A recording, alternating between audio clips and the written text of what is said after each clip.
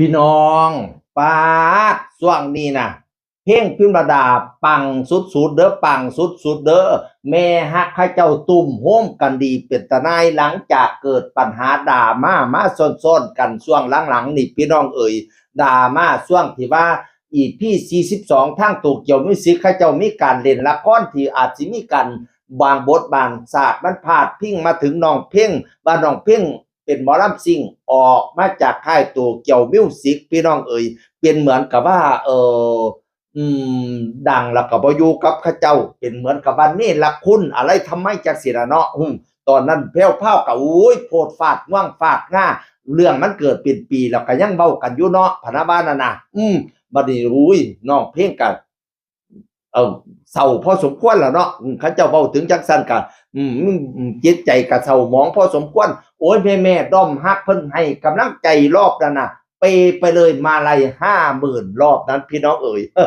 หลังจากมีดราม่าต้นนั้นเปมาลัยไป50,000หลังจากนั้นก็มีทยอยมานะวันต่อมารู้สึกว่า10,000แล้วก็20,000ป๊าดได้มาเรื่อยๆพี่น้องเอ๋ยเออ แต่ดราม่าก็ยังบ่สิ้นสุดเดะดราม่าล่าสุดคือค่ายเพลงโตเกียวมิวสิกประกาศห้ามเพลงพิมรดาร้องเพลงหอยใจบั้งไฟแสนไม่ให้ร้องนับตั้งแต่วันนี้เป็นต้นไปเพลงที่อยู่ใน YouTube ก็ให้ลบออกเลยตั้งแต่วันนี้เป็นต้นไปเป็นดราม่าละลอก2พี่น้องเอ่ยเพลงที่เคยร้องไว้เกือบ40ล้านวิวบ่ให้ร้องตั้งแต่มื้อนี้เป็นต้นไปพี่น้องเอ่ยแม่ๆก็เข้าใจว่าลูกเพิ่นจะต้องโศกเศร้าอีกบัดนี้เนี่ยปอบไปอีกเปไปอีก100,000 บาทป๊าดเอบ่แม่นธรรมดาเด้อบ้านฮักน้องเพียงพิมรดามีคนรัก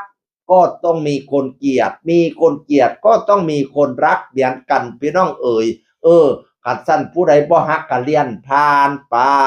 ผู้ใดฮักก็เข้ามาชื่นชมเราเข้ามาให้กำลังใจเราพี่น้องธรรมดาแล้วเนาะคนเจอดราม่าก็บ่แม่นว่าคนล้มแล้วเฮาสิเหยียบสิย่ำเด้คนที่เพิ่นรอที่ฟื้นฟูจิตใจฟอกกันให้กำลังใจกันก็มี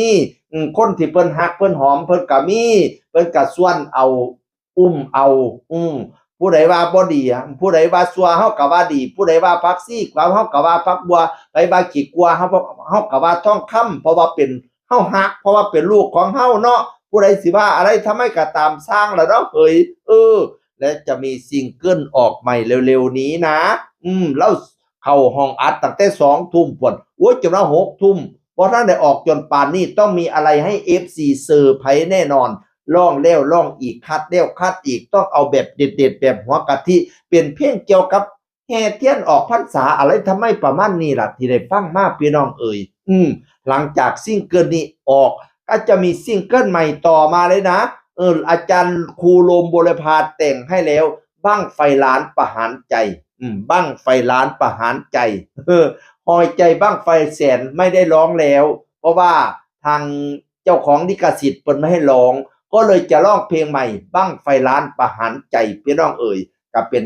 กำลังใจให้กันแล้วกันเด้อพี่น้องเด้อแนวใดบ่ดีก็ให้ปัดออกไปซะอีหล่าเอ้ยให้พอแต่แนวดีๆบัดนี้พี่น้องผู้ใดบ่ฮักก็เลี่ยนผ่านเด้อผู้ใดบ่ชอบก็เลี่ยนผ่าน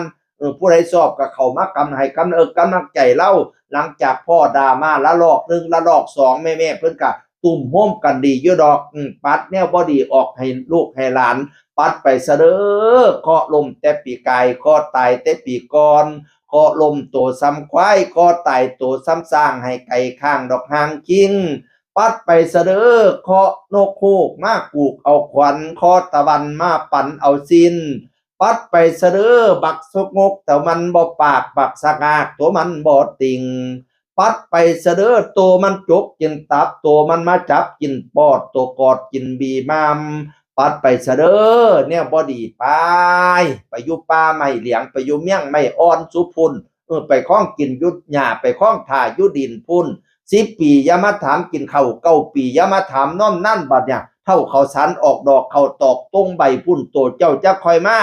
บัดนี้ก็พอแต่แนวดีๆเด้ออีหล่าเอ๋ยแนวบ่จบพอสิสีแนวบ่ดีพอสิล้างให้ขาวงามเกี่ยมหอย อย่างยศย่อยน้ำกลอย่าให้มีบัดเนี่ยแนวใดหายอย่าสุมาเปื้อแนวใดเหืออย่าสุมาแปดนับแต่นี้ไปแรกแหกแต่นี้ไปหน้าให้หอมย่ำทุบักอมให้หอมอมทุบัดย่างเด้อให้พอแต่แนวดีๆเป็นคนดิบคนดีของสังคมพร้อมอีหล่าเอ๋ยเป็นกำลังใจให้คนทำงานสุผู้ทุกคนเสียงอื่นคนเก่ามาเว้าสู่ฟังสวัสดีครับสวัสดีครับ